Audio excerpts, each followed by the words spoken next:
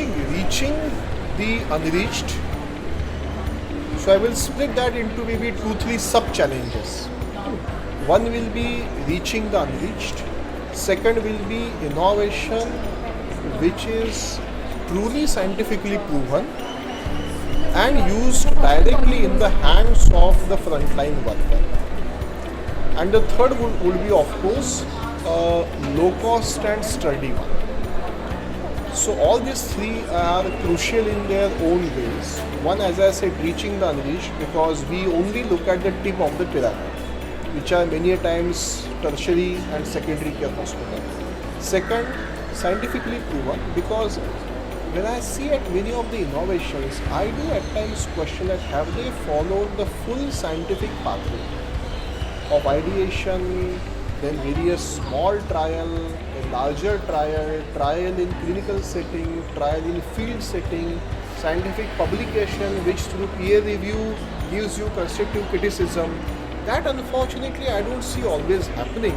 So then I remain a healthy skeptic of many of the innovations. So that I think is one key important. And third, as I said, directly in the hands of frontline worker, sturdy, because frontline workers are living in difficult conditions, and which also caters to our first point, that reaching the unreached. So I would say this three ways. Truly scientifically following the pathways of innovation. Okay. Otherwise, I think we sometimes do miss on that part, because innovators are in love of innovation.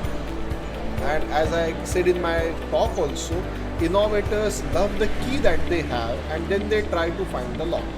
Yeah. So trying to find the lock first and then design the key, but while designing the key, ensure it really fits, and not one lock, it becomes a master key for similar many other locks. Got it. That I think is the company.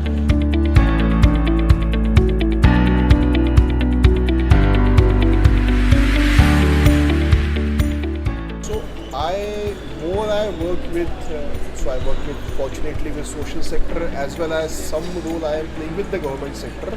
I am more and more fully convinced that beyond a point government cannot solve this problem, number one. Number two, innovations cannot happen necessarily in the government sector. Hence, it is absolutely essential that entrepreneurs come forward with social innovations to solve the problem. Number one. Number two, the beauty of that is that it will also give us customized solution. An entrepreneur in Ladakh, an entrepreneur in Gadchiroli will give us two customized solutions for two different, which is the beauty of India. This nonsense of trying to have a one-size-fits-all approach for India needs to go to dustbins. So I think entrepreneurship, and third, hence it leads to true knowledge democracy. I think knowledge dictatorship is a major problem. Entrepreneurs lead to knowledge democracy.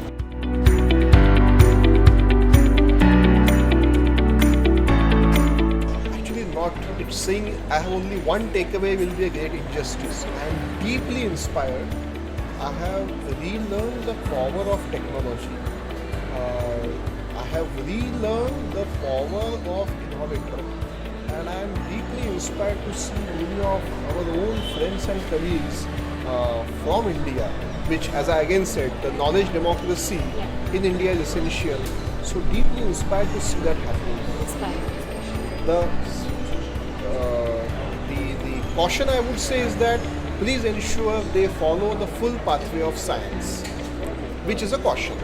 So do not be in dire love of the innovation, but look at times neutrally and follow the full pathway of science.